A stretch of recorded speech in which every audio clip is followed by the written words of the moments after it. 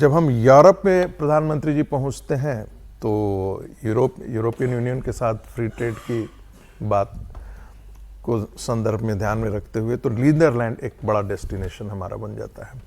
उसका इन्वेस्टमेंट भी हमारे यहाँ बहुत है और सेमीकंडक्टर और इन सब सारी चीज़ों को लेकर के, टेक्नोलॉजी को लेकर के जो है वो प्रधानमंत्री जब इंडियन डायस्पोरा को आप देखेंगे कि प्रधानमंत्री की जितनी विदेश यात्राएं होती हैं लगभग वो सभी जगह उनका एक संवाद इंडियन डायस्पोरा के साथ होता है। ये बात इसलिए इम्पॉर्टेंट हो जाती है कि जो चाइनीज डायस्पोरा था वो दुनिया में सबसे ज़्यादा एक्टिव डायस्पोरा माना जाता है जी।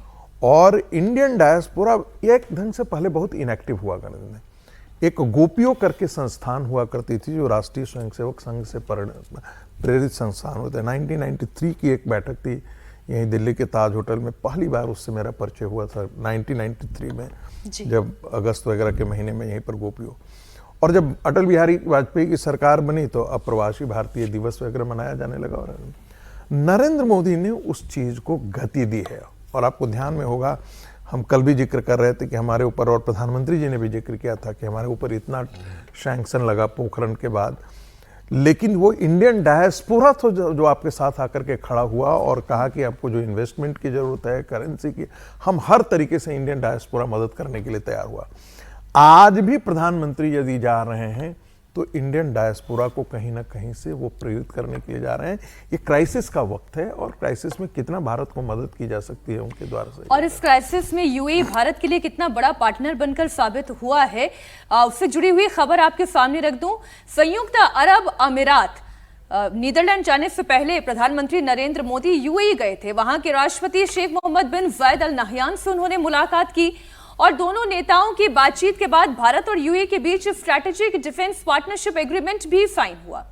इस समझौते के तहत भारत और UAE defence sector, cyber security, counter terrorism, innovation के क्षेत्र में मिलकर काम करेंगे। इसके अलावा यूएई भारत के स्ट्रैटेजिक पेट्रोलियम रिजर्व को बढ़ाने में भी मदद करेगा। यह स्ट्रैटेजिक रिजर्व मौजूदा संकट जैसी मुश्किलों में भारत के लिए मददगार साबित होगा। अब कैसे होगा वो आप समझिए। यूएई ने भारत को एलपीजी के लॉन्ग टर्म सप्लाई का वादा किया है।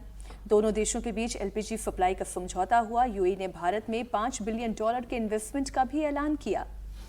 और इससे ज्यादा महत्वपूर्ण बात तो यह है जो एनर्जी सिक्योरिटी को लेकर डील हुई। इसमें सबसे ज्यादा अहम है स्ट्रैटेजिक पेट्रोलियम रिजर्व को बढ़ाने को लेकर।